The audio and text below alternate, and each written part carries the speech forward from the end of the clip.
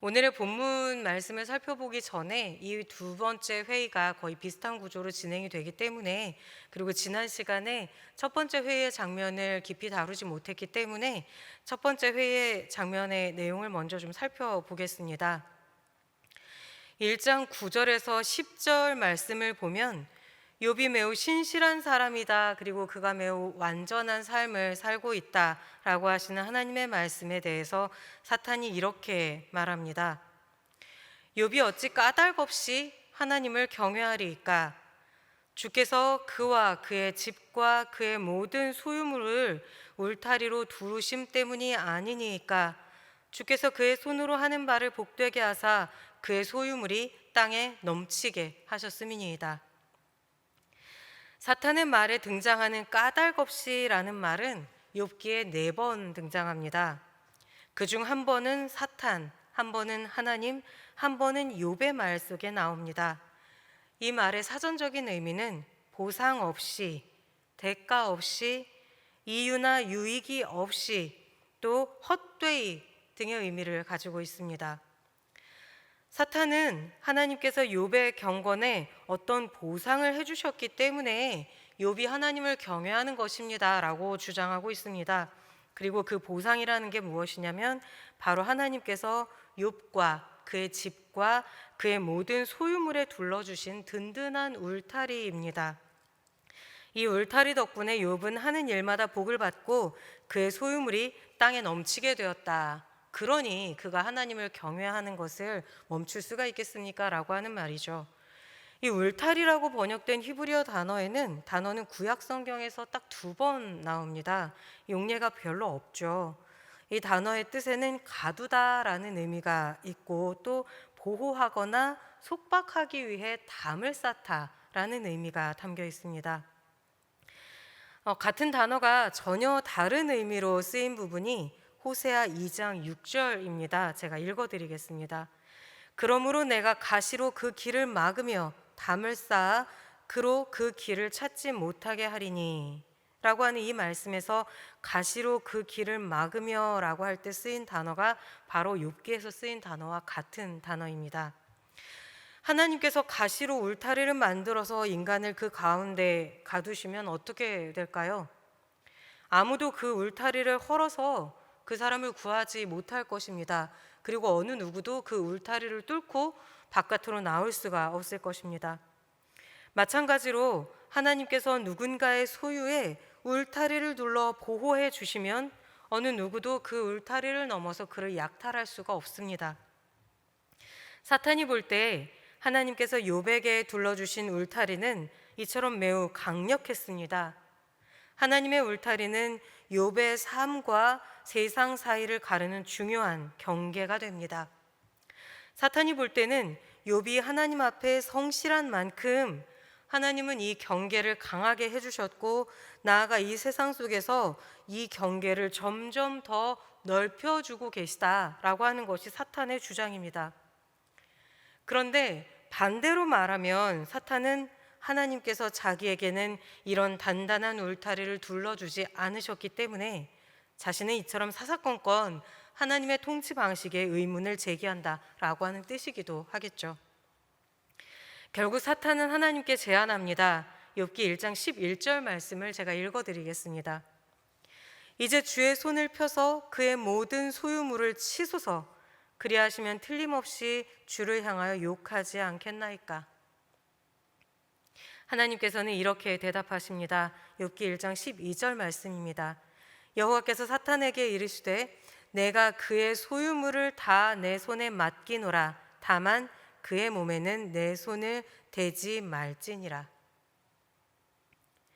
결국 하나님은 사탄에게 욥을 시험하도록 허락하십니다. 다만 그의 몸에는 손을 대지 말라라고 하는 조건을 달아두고 말입니다. 하늘에서 일어나고 있는 이런 상황을 전혀 모른 채 욥은 그야말로 아무 까닭 없는 시련을 당하게 됩니다. 어느 날 욥의 자녀들이 맏형의 집에서 잔치를 벌이고 있을 때 재난이 시작됩니다. 우선 스바 사람들이 들이닥쳐서 소와 나귀를 모두 약탈하고 그곳에 함께 있던 종들을 죽였습니다. 다음으로 하나님의 불이 하늘에서 떨어져 양과 종들을 전부 살랐습니다. 다음으로 갈대아 사람들이 달려들어 낙타들을 빼앗았습니다. 그리고 마지막으로 자녀들이 모여 있던 마지의 집이 들에서 불어온 돌풍 때문에 무너져서 자녀들이 한 번에 숨지게 됩니다. 이 모든 재앙은 한순간에 일어났습니다. 성경은 욥에게 그 사실을 알리러 온 종, 유일하게 살아남은 종에 대해서 그가 아직 말하는 동안에 라고 하는 말을 반복적으로 사용함으로써 이 장면의 급박성과 심각성 그리고 처참함을 동시에 보여줍니다. 성경에는 4가지 재난의 수가 간혹 등장을 합니다. 예를 들어서 에스겔서 14장 12절에서 23절에는 기근, 사나운 짐승, 칼, 전염병의 4가지 재앙이 차례로 등장을 하고 스가랴 1장 18절에서 21절에는 4명의 대장장이가 심판의 도구로 등장하는 장면을 볼 수 있습니다.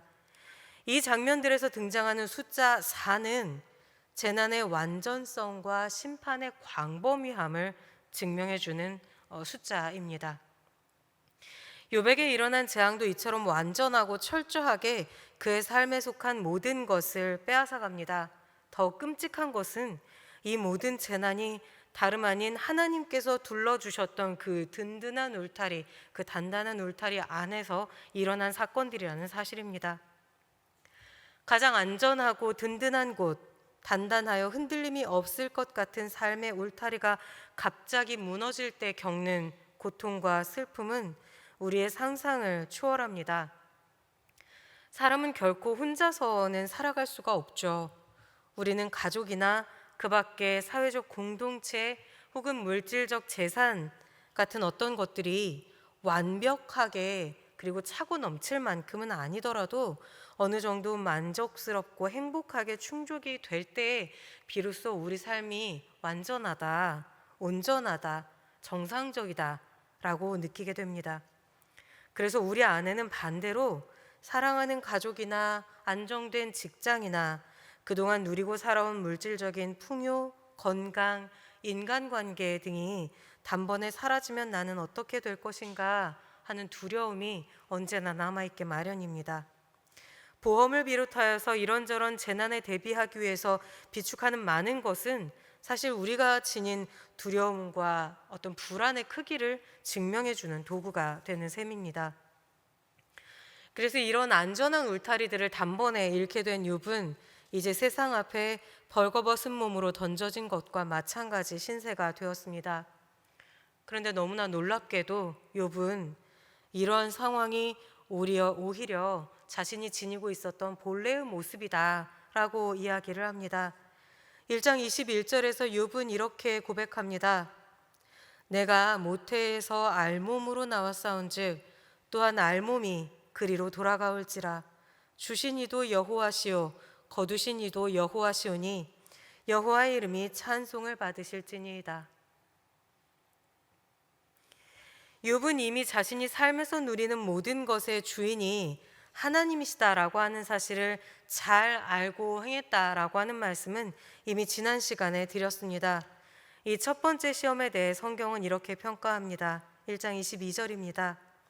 이 모든 일에 욥이 범죄하지 아니하고 하나님을 향하여 원망하지 아니하니라. 이렇게 하여 첫 번째 시험은 욥과 하나님의 승리로 끝납니다. 그리고 이어서 오늘 읽은 말씀대로 두 번째 천상회의가 열립니다. 하나님은 사탄에게 욥에 관해서 다시 이와 같이 말씀하십니다. 거의 1장의 말씀이 동일하게 반복되고 한 구절 정도가 추가됩니다. 내가 내 종 욥을 주의하여 보았느냐?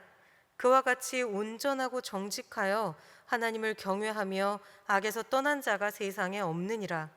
내가 나를 충동하여 까닭 없이 그를 치게 하였어도 그가 여전히 자기의 온전함을 굳게 지켰느니라. 욥에 대한 하나님의 신뢰가 정말 크죠. 인간만 하나님을 믿고 의지하는 것이 아니라 하나님께서도 그의 종을 신뢰하고 그의 종에게 대해서 기대를 하십니다. 욥기에서 사탄은 딱 1장과 2장에만 등장하고 무대에서 사라집니다. 그래서 어떤 주석가는 사탄이 누구인지 그의 역할이 무엇인지를 추적하는 일이 전혀 중요하지 않다라고 말을 하기도 합니다. 맞는 말이기도 합니다. 왜냐하면 사탄의 역할이 끝나서 다시는 나오지 않기 때문에 더는 욥기에서 그가 필요한 존재가 아니기 때문입니다. 하지만 욥기에서 잠깐 조연으로 등장하고 사라지는 사탄은 우리가 그렇게 중요하지 않은 인물이다라고 무시하고 넘어갈 수 있는 존재는 아닙니다. 왜냐하면 그는 매우 집요하게 욥이라고 하는 의로운 사람의 신실함을 의심하고 그를 시험하도록 하나님께 참소하여서 이 모든 갈등을 만들어내는 인물이기 때문입니다. 그리고 그의 참소의 주된 목적은 바로 이렇게 하나님과 욥으로 대표되는 하나님과 사람 사이의 신뢰를 파괴하는 일입니다. 사탄은 지속적으로 하나님께는 인간의 신앙은 그들의 이기적인 욕심에 근거한 것입니다 라고 주장하고 사람에게는 까닭없는 고난과 까닭없는 시련을 계속 부어주면서 암묵적으로 이렇게 말을 하고 있는 것입니다. 하나님께서 너의 신실함을 보지 않으신다 라거나 말씀대로 살면 양심대로 살면 뭐하나 위기의 순간에 하나님은 너를 돌아보지 않으시는데 라고 속삭이면서 하나님께 대한 인간의 신뢰를 계속해서 무너뜨리려고 합니다. 이는 하나님께서 만드신 이 세상이 물질적인 풍요와 물질적인 강건함 이전에 창조주 하나님과 피조물 간의 사랑과 신뢰를 통해 유지된다라고 하는 근본적인 질서를 흔들려고 하는 시도입니다. 욥은 바로 이런 시험에서 모든 인간을 대표하여서 승리한 인물입니다. 하나님께서는 다시 욥에게 대해 가지고 계신 자랑스러운 생각을 피력하시지만 사탄은 또다시 하나님께 이렇게 아뢰입니다. 욥기 2장 4절의 말씀을 제가 다시 읽어드리겠습니다. 가죽으로 가죽을 바꾸오니 사람이 그의 모든 소유물로 자기의 생명을 바꾸올지라. 이제 주의 손을 펴서 그의 뼈와 살을 치소서. 그리하시면 틀림없이 주를 향하여 욕하지 않겠나이까. 계속해서 사탄은 욥이 첫 번째 시험에서는 하나님을 찬양하는 척하였으나 그것은 단지 그의 몸이 아직 건강하여서 그의 생명에 지장을 받지 않았기 때문이다라고 주장을 합니다.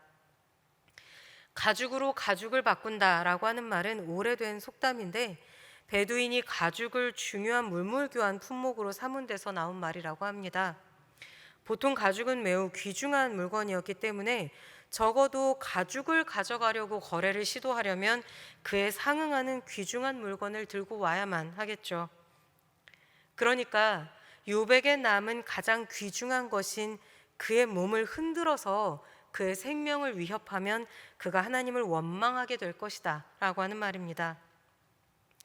2장 4절에 가죽으로 가죽을 바꾼다라고 하는 말을 이렇게 오래된 속담 외에도 고대 히브리어의 문법을 가지고 설명을 하는 학자도 있습니다. 본문 안의 내용만 가지고 추적을 하는 방식인데 그렇게 되면 이 문장을 직역할 때 가죽 둘레의 가죽을 이라고 번역을 할 수 있습니다. 이것이 1장 10절의 말씀과 구조가 같습니다. 1장 10절 말씀을 직역을 하면 주께서 그의 주변에 그 집 주변에 그리고 그의 모든 소유물 주변에 사방으로 울타리를 두름이 아니니까 라고 직역할 수 있습니다. 그러니까 사탄은 첫 번째 시험에서는 하나님으로 하여금 욥의 주변에 둘러주셨던 울타리를 제거하여 보시라 라고 요구하였다면 이번에는 하나님께서 그의 가죽, 그러니까 그의 몸 주변에 둘러주신 든든한 가죽을 한번 걷어내 보십시오 라고 요구를 하고 있는 것입니다. 이쯤 되면 이런 생각이 듭니다.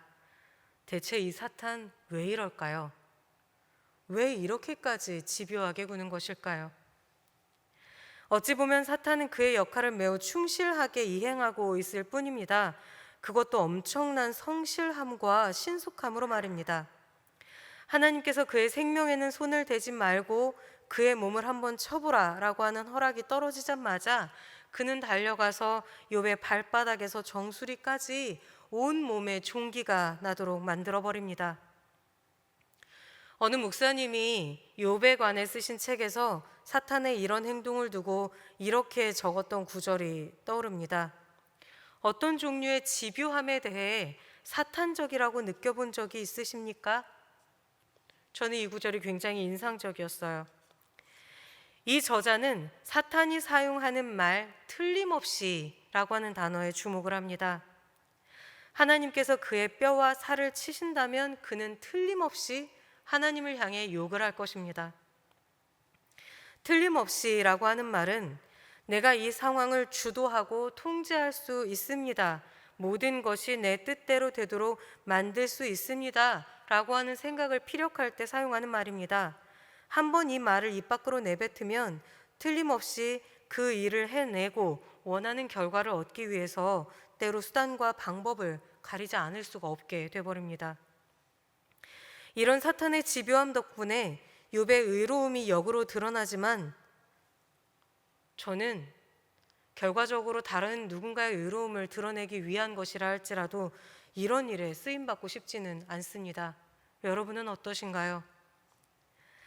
세상을 바라보는 따스한 시선, 인간에 대한 애정, 그리고 주변 세상을 아름답게 가꾸려고 하는 열정과 소망이 없는 기계적인 성실함과 집요함에서 오는 이런 종류의 확신, 이런 종류의 틀림없음을 사탄의 행동을 통해서 보여주는 바는 그야말로 이러한 것은 사탄적인 것에 불과하다라고 하는 것을 우리는 이 말씀을 통해서 알 수가 있습니다.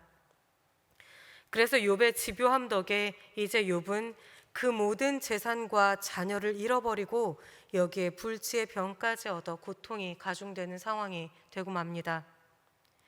욥은 이제 제 가운데 앉아 질그릇으로 그의 몸을 긁고 있습니다. 이 종기는 출애굽기 9장 9절에 등장하는 애굽인들과 그들의 가축에게 내려진 10가지 재앙의 한 가지였던 악성 종기라고 하는 것과 같은 단어입니다. 또 같은 단어가 레위기 13장에도 자주 등장을 하는데 특히 20절에서는 이 종기의 형태로 된 나병에 관해 언급할 때 등장을 합니다. 그러니까 욥에게 닥쳤던 병이 무엇인지 정확히 알 수는 없지만 매우 치명적이고 그리고 공동체 생활에서 매우 꺼리고 격리될 수밖에 없는 질병이었다라고 하는 것은 분명합니다. 그리고 말씀에서 보면 재를 쌓아두는 곳은 주로 유대 전통에서 성문 밖이었는데 이곳은 주로 사회에서 격리당하는 병에 걸린 사람들이 기거했던 곳입니다. 70인역은 제 가운데라고 번역된 이 말을 거름더미 위라고 적고 있고 이 문장에 도시 밖에라는 말을 추가하여서 욥이 공동체에서 격리되어 살아갈 수밖에 없게 되었다라고 하는 사실을 직접적으로 알려줍니다. 욥의 병은 신체적으로 매우 고통스러울 뿐만 아니라 지금 그가 당하고 있는 고난이 결과적으로 하나님께로부터 왔음을 드러내주는 일종의 징표가 되어버린 셈입니다. 이제 그의 아내마저 그에게 와서 말합니다. 아마 욥기 전체에서 보면 3장에 이제 곧 우리가 보게 될 3장에서 욥의 어떤 탄식을 빼고 나면 가장 걸림돌이 많이 되는 문장 중 하나가 이 욥의 아내의 말이 아닐까 싶은데요. 2장 9절을 다시 읽어드리겠습니다. 당신이 그래도 자기의 온전함을 굳게 지키느냐? 하나님을 욕하고 죽으라. 욥의 아내도 욥기 전체에서 딱 한 번 말합니다. 그것도 악담처럼 들리는 말을 합니다. 사실 사탄의 역할과 마찬가지로 욥의 아내의 말 역시 욥의 의로움과 경건함을 드러내기 위한 문학적 장치로 기능을 하고 이후에 있을 욥의 말들에 대해서 일종의 물꼬를 터주는 역할로 기능을 합니다. 하지만 이 말 한마디 때문에 이 욥의 아내는 성경 해석사에서 이루 말할 수 없는 저주의 대상으로 전락하고 맙니다. 어거스틴은 욥의 아내를 가리켜서 악마의 보조자라고 했고 칼빈은 사탄의 도구라고 했습니다. 황제의 배교 명령에도 끄떡없이 신앙을 지킨 것으로 유명한 교부 크리소스톰이라고 하는 사람은 이렇게까지 말을 합니다. 왜 하필이면 마귀가 욥의 아내를 그에게 남겨두었는가에 관해서 설명을 하면서 그러니까 사탄이 욥의 아내를 일부러 욥의 곁에 남겨두었다라고 한 거예요. 이것을 설명을 하면서 욥의 아내가 어떤 채찍보다도 더 악랄하게 재앙의 채찍을 주는 존재였다라고 주장을 합니다. 이런 전통은 사실 성경이 기록된 시대가 남성 위주의 사회였던 탓도 있고, 또 교회가 발전하는 과정에서 너무나 오랜 세월 동안 남성 중심적인 기반에 따라서 성경을 해석했기 때문에 생긴 현상입니다. 그런데 이런 해석이 그리고 이런 해석의 잔재가 여전히 남아있는 것이 위험한 이유는 기본적으로 이런 해석은 여성을 악한 존재로 전제하기 때문입니다. 이런 해석이 고착되면 하여튼 여자들은 정말 말이 문제야 라고 하는 차별적인 생각에 힘을 실어줄 수밖에 없습니다. 그래서 이 구절을 어떻게 볼 것인가 라고 하는 것은 욥을 둘러싼 다른 해석들을 보면서 조금 더 다음 시간에 정리해 보아야 할 것 같습니다. 어쨌거나 이 본문의 구성은 욥의 신실함을 증명하는 데에 초점이 맞춰져 있다라고 하는 주된 목표를 우리는 일단은 잊어버리지 말고 이 본문을 보아야 하겠습니다. 그래서 아내의 말에 대해서 욥은 이렇게 대답합니다. 2장 10절의 말씀입니다. 그대의 말이 한 어리석은 여자의 말 같도다. 우리가 하나님께 복을 받았은즉 화도 받지 아니하겠느냐. 그리고 성경은 욥의 말에 대해 이렇게 평가를 합니다. 이 모든 일에 욥이 입술로 범죄하지 아니하니라. 욥은 하나님을 복도 주시고 화도 주시는 분이라고 고백합니다. 여기서 복은 히브리어로 토브, 화는 라입니다. 선과 악, 좋은 것과 나쁜 것이라고 하는 것이 대비되어 나타나는데, 이 말을 잘못 해석하면 욥이 지금 시험을 당하고 고통을 겪고 있는 것은 맞으니까 하나님께서 의도적으로 인간에게 재앙을 주시기도 하는가? 이렇게 생각을 하기 쉽습니다. 그러나 여기서 이 문장을 그렇게 보면 안 됩니다. 욥은 자기가 겪고 있는 일의 의미를 전혀 알지 못합니다. 어느 날 갑자기 까닭없이 닥친 재앙으로 인하여서 겪고 있는 이 고통이 사실은 하나님과 사탄 사이에 내기 아닌 내기에서 비롯되었다라고 하는 사실을 욥이 알 턱이 없어요. 욥은 좋은 일이나 나쁜 일이나 그것을 통제할 권한이 자기에게는 없다라고 하는 사실을 겸허히 인정하고 하나님 앞에 자기를 내려놓고 있습니다.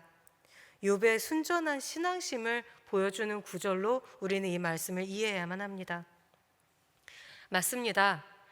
좋은 일에는 기뻐해야 하고 그렇지 않은 일에는 마음껏 슬퍼하고 괴로워할 수도 있지만, 이 모든 일이 마지막이 어떻게 될지 아시는 분은 오직 하나님 한 분뿐이십니다.